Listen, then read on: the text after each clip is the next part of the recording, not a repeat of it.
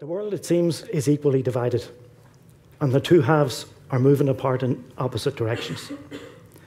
On the one hand, we have Donald Trump and the rise of strongman leaders around the world. We have the threat of war and the unthinkable prospect of nuclear war on the Korean Peninsula. We have the reality of climate change, and we have levels of inequality that we haven't seen in our lifetimes. On the other hand, we have agreements like the Paris Agreement on Climate Change, the UN Agenda 2030 and the Sustainable Development Goals, which mark an unprecedented level of international cooperation. We have, over this past few decades, seen the biggest reduction in poverty in history, mainly with the rise of China and India. And we have, for example, the Me Too movement, which marks a much bigger and broader shift towards gender equality and other types of equality around the world. So things are getting better and better, and worse, faster and faster. So how can we understand this, and what can we do about it? A good place to start is with the advice of Albert Einstein, who said that we won't solve the problems that we currently have at the level of thinking that we used to create them. And in particular, what we need at this moment in history is a move from a mindset of competitiveness and individualism to a mindset of cooperation and empathy and community.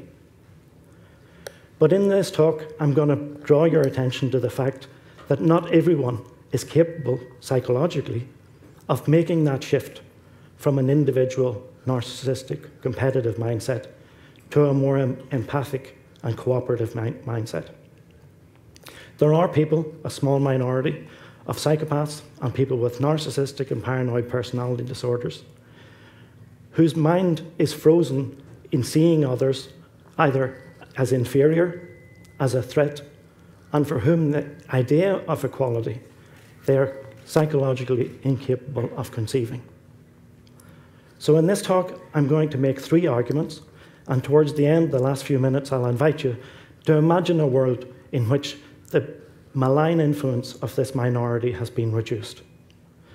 So the 3 arguments I'm going to make, the first one is that people with these disorders exist, and that when they act together and when the circumstances are right, they pose an enormous threat to society.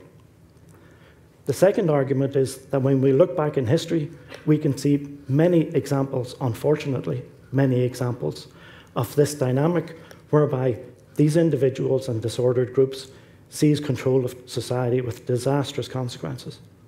And the third argument is that we need to wake up, particularly at what's happening around the world at the moment, we need to wake up to the fact that democracy is almost our only defense against these dangerous individuals and dangerous groups. So the first argument then, which is that people with dangerous disorders cause a huge amount of the violence and suffering in the world, and have done throughout history. So what are these disorders that I'm talking about, these dangerous disorders, and how prevalent are they?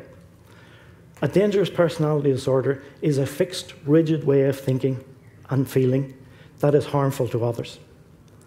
People with these disorders suffer from distortions in their basic cognitive and emotional functioning. So the first disorder I'll talk about is psychopaths. As children, we very quickly learn at a very young age, we very quickly learn that the difference between people and things is that people engage in emotional communication with us. If people smile, as a baby we smile back, and similarly the other way around. Our emotions evoke emotions in other people around us. This doesn't happen with things, so we very quickly learn the difference between people and inanimate objects and things. Unfortunately for psychopaths, this distinction between people and things never develops. And the consequence is that psychopaths are able to treat people with absolutely no conscience in a way as if we were just things to be disposed of, things to be manipulated, things to be exploited. The second dangerous personality disorder is narcissistic personality disorder. I think you will know the main characteristics of this disorder. It's a feeling of a fundamental belief in your own superiority. There's a need for constant admiration, constant ego stoking. So And there's a lack of empathy with others similarly, that a selfishness that the narcissistic person will put themselves forward and others are there to perform in their drama. And what's called narcissistic rage, which is an anger that erupts whenever these demands for acknowledgement of superiority are not met. So people with narcissistic personality disorder are psychologically incapable of even conceiving, because of their mind frozen in the mindset that they are superior to everyone else. They are psychologically incapable of conceiving of the idea of equality. The third dangerous personality disorder is paranoid personality disorder. And just as people with narcissistic personality disorder are psychologically incapable of seeing others as anything other than inferior, people with paranoid personality disorder are psychologically incapable of seeing others as anything other than a threat. Their mind is frozen into this paranoid position where everyone is out to harm them. In times of civil unrest, people with this disorder are at the forefront in identifying scapegoats to blame for society's ills. And in doing so, they have paved the way for some of the worst atrocities in history.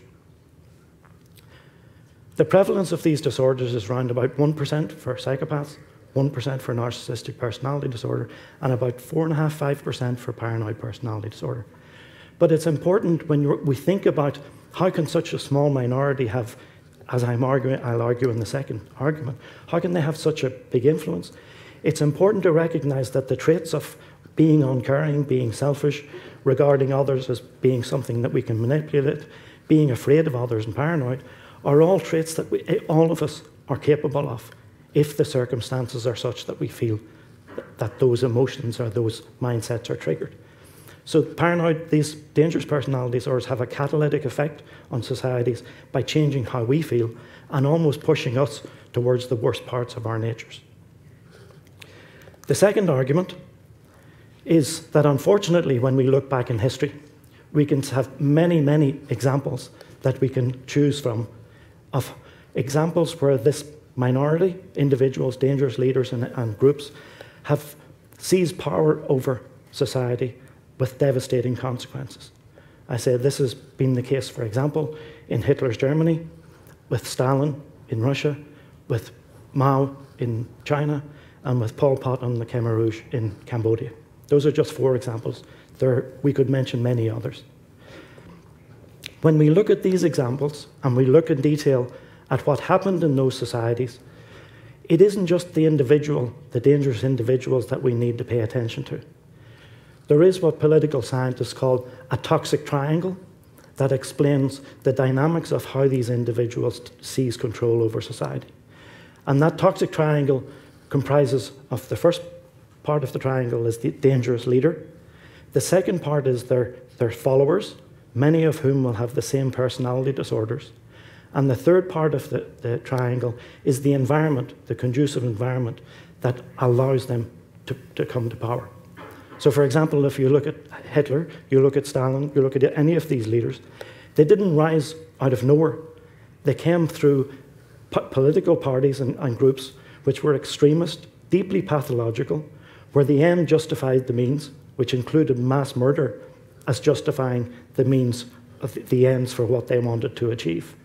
And so the individuals and their followers have similar personality disorders. But it also goes further down through society. It goes right down to the village level, and you would have seen this in stories of collectivization in China, in Pol Pot's Cambodia, that even at the village level, you would see the people, when the society starts to disintegrate, you see the people who are rushing forward to put on the uniforms and beat the rest of the village into submission are the thugs who previously hadn't been anywhere in terms of the social hierarchy of the village. The third part of the triangle, as I say, is the environment, the conducive environment. And in all of these instances, war, social unrest, and a mass disaffection with existing political structures have produced the environment that allows these groups and individuals to come to power. So the second thing, as I say, the first thing in terms of when we look at the dynamics of all these regimes is this toxic triangle that explains the dynamics. The second is the terrifying wastelands that they produce once they do get into power. And I think looking at these terrifying wastelands is really an insight into how pathological and dangerous these disorders are. So, for example, the death camps of Nazism, Stalin's mass imprisonment in the Gulag, the killing fields of Cambodia, Mao's famine and mass starvation. These aren't aberrations. These aren't things that just happen. This is what these leaders were willing to happen. This is what their psychopathology looks like when it becomes manifest in the world. Finally, on this point in history, the fact that we identify these individuals in minority as being catalytic in these instances of mass violence doesn't absolve the rest of us from the fact that ordinary, psychologically normal people also take part in these atrocities. For example, up to 500,000 are thought to have taken part in the Holocaust. 150,000 Hutus are thought to have taken part in the Rwandan genocide. But the fact that psychologically normal people can and do kill and take part in these atrocities shouldn't blind us to the fact that the catalytic role for initiating and pushing these to the extremes that they go to rests with this dangerous minority. The third argument I'm going to make, which I think is important at this particular point in history, is we need to waken up and see that democracy is pretty much our only defense against this minority. And we can reconceive, if we look at history and look back at these repeated, as history repeats itself, it repeats itself for a reason. Because it repeats itself because this minority continually comes back and seizes power. Yeah. Each time that has happened, our ancestors for 2,000 years have been putting in place defences to try and defend us against this from happening. And there are 7 defences that they have put in place, which we now call collectively our system of liberal, secular democracy, representative democracy. So those 7 pillars, just very quickly: elections, which allow us, give us the choice not to elect them in the first place as leaders, but also allow us to throw them out after a period of time when if they turn out to be detrimental to us. So the rule of, elections are the first. The rule of law is the second pillar, which applies to rulers and citizens alike, puts a limit on what they can do. The third pillar came out of the American Revolution, a cluster of innovations in government, which was the separation of powers, a written constitution that leaders have to abide by, and the separation of church and state. And separation of church and state in particular derives or deprives religious zealots from the power of the state in imposing a religion and persecuting everyone else who doesn't believe in that religion. So it's an important defence against this tyranny. The fourth and fifth came out of the Second World War. So as I say, you can see how these pillars of democracy actually come out of this struggle.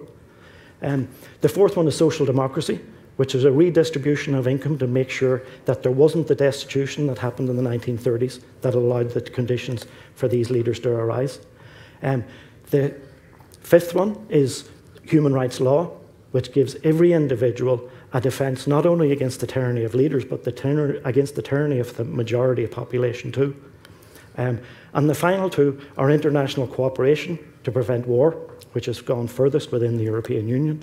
And finally, cultures of tolerance. So tolerance for ethnic minorities, for religious minorities and so on, which deprive the paranoid leaders of their scapegoats and the populist sentiment that can bring them to power.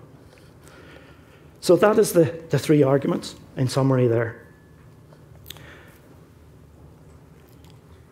I'm going to invite you now in the last few moments, I'm going to invite you to think what a world could be like if the influence of this minority was minimized. It could be that the death camps of Hitler could be confined to history forever. It could be that genocides wouldn't happen again. It could be that religious wars like the sectarian war between Sunni and Shia that's tearing the Middle East apart could end and not reoccur. It could be that the reign of tyrants could end forever. It could be that religion could be part of people's lives if they so choose, without descending into violent sectarianism. Or the cultural differences or differences in skin colour or religious beliefs could be a source of celebration rather than a source of discrimination and oppression. But these things are not going to happen as long as people with dangerous personalities remain in power and continue to write the rules of our political, social, religious, financial, global systems. There have been too many monuments already to the victims of this minority. Where we stand as history at this moment, it is a moral imperative in the years ahead to reduce their influence. The lasting monument that we are called upon to build is not walls that divide us, but a global community based on values of cooperation and empathy. The lasting monument that we're called on to build is a global community in which our humanity, rather than our inhumanity, can at last become fully manifest in the world. Thank you.